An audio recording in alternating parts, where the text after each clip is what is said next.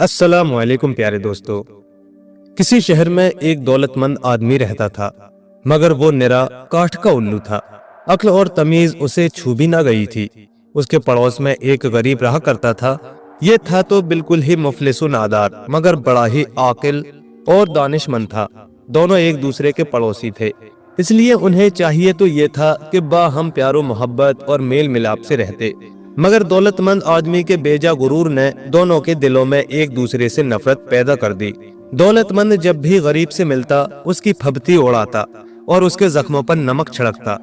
कुछ अरसे तक तो गरीब दौलतमंद की इन बेजा बातों को बर्दाश्त करता रहा, मगर कब तक। बात जब बर्दाश्त से बाहर हो गई तो वो भी दौलतमंद को मुंह तोड़ जवाब देने लगा, और नतीजा ये हुआ कि एक दिन दोनों में जबरदस्त तूतू मैमे के बाद हाथापाई हो गई।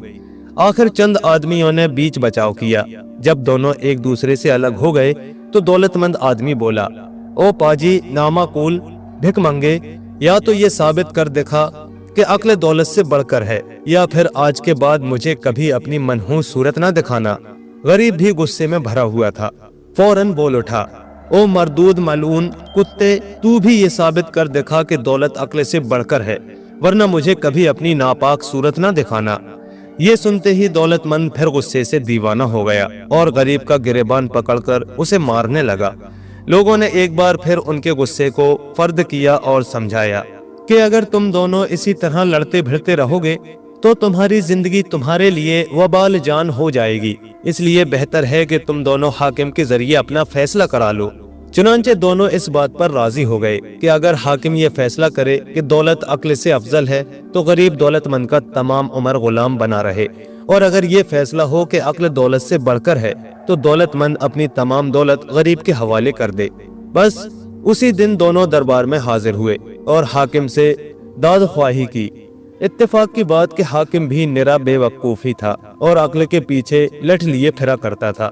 उनके बयानात सुनकर उसने न जाने क्या से क्या समझा कि दोनों की जान का दुश्मन बन गया। उसने क्या किया कि एक फरमान लिखा और फरीकीन के सुपुर्द करते हुए कहा कि तुम हमारा ये फरमान लेकर शाह सरहद के पास चले जाओ। हमने इसमें तुम्हारा सब हाल तहरीर कर दिया है। वो मेरा दोस्त है, वही तुम्हारा फैसला कर देगा। गरीब और दौलतमंद हाकिम का फरमान लेकर सरहद के शाह की तरफ चल पड़े। दोनों ही अपने अपने दिल में बड़े खुश थे और समझ रहे थे कि फैसला हमारे हक में होगा, मगर बादशाह ने उनको धोखा दिया था। फरमान में दोनों के झगड़े का जिक्र तक नहीं किया, बल्कि तहरीर ये किया था, मुशफिको मेहरबान, ये दोनों आदमी जो फरमान लेकर आपकी खिदमत में हाजिर हुए हैं, आप फौरन इनके कत्ल का हुक्म दे दीजिए कि दोनों के सर उड़ा दिए जाए। दौलतमंद और गरीब दोनों तूतू मैमे करते शाह सरहद की बारगाह में जा पहुंचे। उसने फरमान की तहरीर पढ़ते ही जल्लाद को बुलवाया और हुक्म दिया कि इन दोनों के सर तन से जुदा कर दो। ये हुक्म सुनते ही दौलतमंद आदमी के औसान खता हो गए, होशो हवास खो बैठा और खौफ के मारे थर थर कांपने लगा। मगर गरीब आदमी बिल्कुल ना घबराया, बल्कि वो दिल ही दिल में गौर करने लगा कि इलाही ये क्या माजरा है, आखिर हमारे कत्ल का हुक्म क्यों दिया गया। अक्लमंद तो था ही, फौरन ताड़ गया कि हाकिम ने धोखा दिया है। कुछ देर ना जाने क्या सोचकर गरीब ने अचानक एक कहकहा लगाया और इस कदर जोर से खिलखिलाकर हंसा कि दरो दीवार गूंज उठे। शाह सरहद सख्त हैरान हुआ कि इस शख्स के कत्ल का हुक्म दिया गया है और ये हंस रहा है। उसने दिल में सोचा, हो न हो जरूर दाल में कुछ काला है। ये सोचकर उसने गरीब से सवाल किया, अरे ओ अहमक, ये हंसने का कौन सा मौका है। गरीब बोला, हुजूर क्या बताऊं, बस कुछ न पूछिए, चाल खूब कारगर हुई। शाह सरहद को यह अनोखा जवाब सुनकर और भी ज्यादा हैरानी हुई और वो गुस्से से बोला, बेवकूफ, जल्द असल बात बता दे, वरना तेरे हक से अच्छा नहीं होगा। गरीब ने निहायत मतानत से कहा, हुजूर आप इस कदर बरहम क्यों होते हो, मेरे कत्ल का हुक्म सादिर फरमा चुके हैं। मैं आपके हुक्म को बाखुशी सुन चुका हूँ। अगर मेरी मौत से मेरे बादशाह का भला होता हो तो मुझे मरने का भला कैसे रंज हो सकता है। मौत से ज्यादा आप मुझे कोई सजा नहीं दे सकते, इसलिए अगर मैं आपको अपने हंसने का सबब ना भी बताऊं तो आप मेरा कुछ भी नहीं बिगाड़ सकते। मैं आपके गुस्से और नाराजगी के मुतलक परवाह नहीं करता, मगर आप अभी नौजवान हैं, तंदुरुस्त हैं और एक अरसे तक हुकूमत करने के काबिल हैं। इसलिए आपके मुस्तकबिल के बारे में मुझे रंज और अफसोस जरूर है, मगर क्या किया जाए। दुनिया का दस्तूर ही ये है कि एक की मौत दूसरे की जिंदगी साबित हुई है। आपकी बर्बादी से मेरा मुल्क और बादशाह फले फूलेगा, इसीलिए मुझे खुशी हो रही है और मैं हंस रहा हूँ। गरीब की बात सुनकर शाह सरहद का गुस्सा दूर हो गया और नरमी से बोला, तेरी बात मुतलक मेरी समझ में नहीं आई, कुछ और तफसील से बयान कर ताकि मैं समझ सकूं। गरीब ने कहा, बात यह है कि एक दिन हमारे बादशाह ने किसी नजूमी से हमारे बारे में मालूम किया कि ये दोनों परले दर्जे के मनहूस इंसान हैं।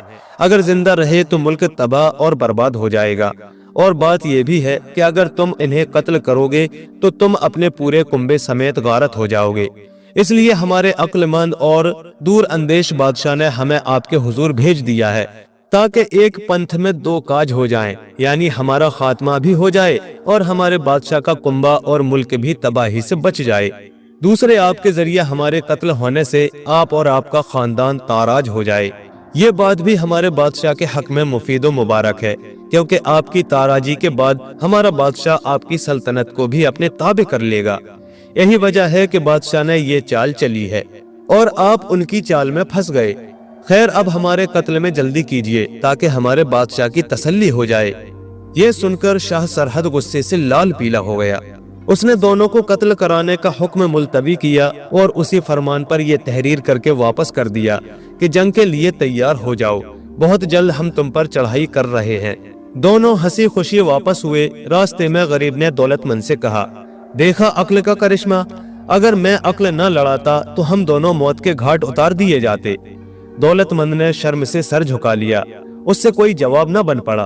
गरज दोनों खुश खुश वतन पहुंचे और शाह सरहद का जवाबी फरमान अपने बादशाह की खिदमत में पेश कर दिया। दोनों को मालूम न था कि फरमान में शाह सरहद ने क्या लिखा है।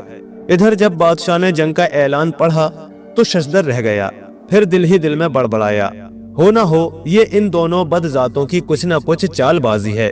इन्होंने किसी तरह शाह सरहद को वर्गलाया है। ये सोचकर उसने दोनों को कत्ल कराने का इरादा कर लिया और फौरन जल्लाद को बुलवाकर हुक्म दिया कि इन दोनों हरामजादों की गर्दनें उड़ा दो। अब फिर दोनों की जान पर आ बनी। दौलतमंद तो बिल्कुल ही हवास बाख्ता हो गया और अपने गरीब हमसाये से गिड़गिड़ाकर कहने लगा, भाई मेरी खत्म माफ कर दो और जैसे भी बनाए मुझे मौत के मुंह से बचाओ, मैं अपनी तमाम दौलत तुम्हारे हवाले कर दूंगा।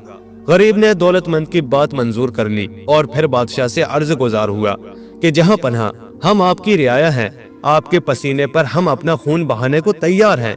अगर गलती से हमसे कोई कसूर सरजद हो गया है तो आगाह फरमाए, ताकि हमें भी तो मालूम हो कि हमसे ऐसी क्या खता हुई है जो मौत के मुंह में धकेले जा रहे हैं।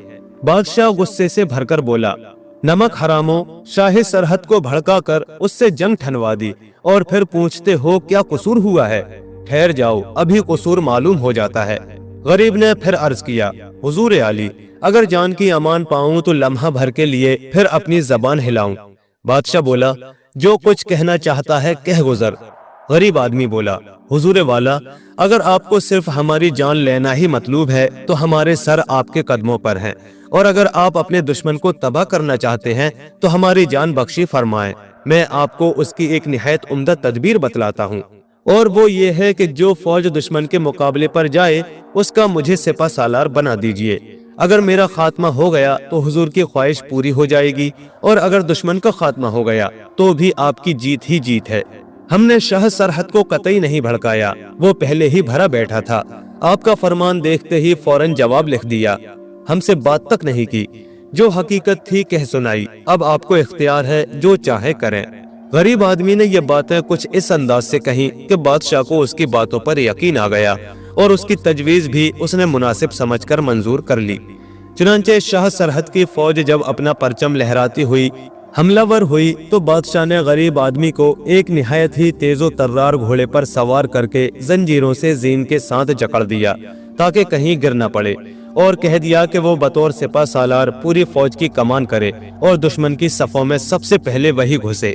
गरज जब तरफीन की फौजें आमने सामने आई तो गरीब आदमी अपना घोड़ा दौड़ाता हुआ दुश्मन की फौज में बर्क की तरह जा घुसा। शाह सरहद ने जब उसकी सूरत देखी तो वो बहुत ही सटपटाया और दिल में ख्याल किया कि इस मनहूस का सिपा सालार होना बेमायने नहीं। इस कार्रवाई का मंशा और मतलब साफ यही है कि ये मरदूद किसी तरह हमारे ही हाथों हलाक हो اور ہم آنن فانن تباہ اور برباد ہو جائیں، کیونکہ نجومی کی پیشن گوئی کے مطابق اس منحوس کے قاتل کی تباہی بھی یقینی ہے۔ پس یہ سوچ کر شاہ سرحد نے اپنی تمام فوجوں کو حکم دیا، خبردار، حملہ ہرگز نہ کیا جائے، تمام سپاہی چپ چاپ واپس اپنے وطن لوٹ جائیں۔ اب کیا تھا، شاہ سرحد کا یہ حکم سنتے ہی اس کی تمام فوج میدان جنگ سے ایسی بھاگی کہ اپنے وطن پہنچ کر ہی دم لیا۔ اس طرح غریب کی چال کارگر ہوئی اور وہ خوشی خوشی اپنی فوج لے کر بادشاہ کی خدمت میں حاضر ہوا اور فخر سے بولا، دیکھیے حضور، دشمن کو کیسی شکست دی، ایسا دم دبا کر بھاگا ہے جیسے گدھے کے سر سے سینگ، اور اب خدا نے چاہا تو پھر کبھی ادھر کا رخ ہی نہیں کرے گا۔ غریب کی بات ٹھیک ہی تھی، دشمن واقعی پسپا ہو گیا تھا، اور غریب کی عقل کا یہ کرشمہ فوج کے آدمیوں نے اپنی آنکھوں سے دیکھا تھا۔ بس بادشاہ بھی یہ بات سن کر بہت خوش ہوا، اس نے صرف غریب کی ہی نہیں، ساتھ ہی ساتھ دولت مند کی بھی جان بخشی کر دی اور غریب کو بہت سا انعام دے کر خوش کر دیا۔ اب غریب اور دولت مند آدمی ہنسی خوشی اپنے اپنے گھر آئے۔ گھر پہنچ کر غریب نے دولت مند سے کہا، لو بھائی، اب تم بھی اپنا وعدہ پورا کرو۔ دولت مند نے خوشی کے ساتھ نہایت فراخ دلی سے اپنی تمام دولت غریب کے حوالے کر دی، مگر پھر نیک دل غریب نے یہ کہتے ہوئے کہ بھائی صاحب، میں آپ کو بالکل ہی کلاش اور کنگال نہیں بنانا چاہتا، دولت مند کو نصف دولت واپس کر دی۔ دولت مند نے اپنے غریب پڑوسی کا احسان مانا اور پھر دونوں ایک دوسرے کے پکے دوست بن گئے۔ پیارے دوستو، کہانی اگر پسند آئی ہو تو لائک کریں، شیئر کریں، اور ایسے ہی مزید دلچسپ قصے کہانیوں کے لیے ہمارے چینل کو سبسکرائب بھی ضرور کر لیں۔ شکریہ۔